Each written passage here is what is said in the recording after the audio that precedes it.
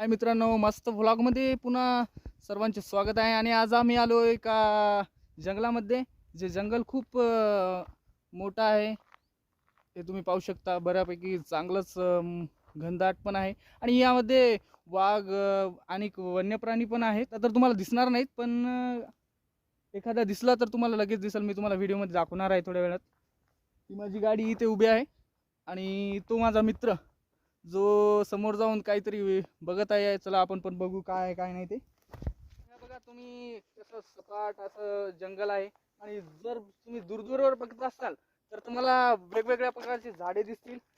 आता सध्या पावसाचे दिवस संपलेत, त्यामुळं आता तुम्हाला इकडे कसं गवत वगैरे दिसणार नाही.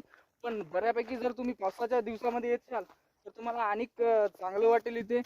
आणि बघू शकता मित्रांनो, इथं खूप असं चांगला नजारा आहे आणि खूप असं रम्य वातावरण आहे मित्रांनो.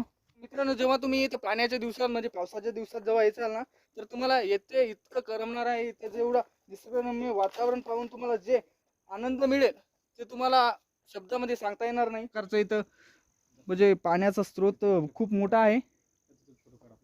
आणि अशा प्रकारे माझा मित्र फोटो काढ म्हणत आहे, त्यामुळे व्हिडिओ बंद करत आहे मित्रांनो. आणि हे व्हिडिओ तुम्हाला जर आवडला असेल तर चॅनलला सबस्क्राईब करा आणि व्हिडिओला लाईक करा. धन्यवाद मित्रांनो. आज मित्रांनो आम्ही निघालो आता आमच्या गावाकडे. हे माझा मित्र संतोष.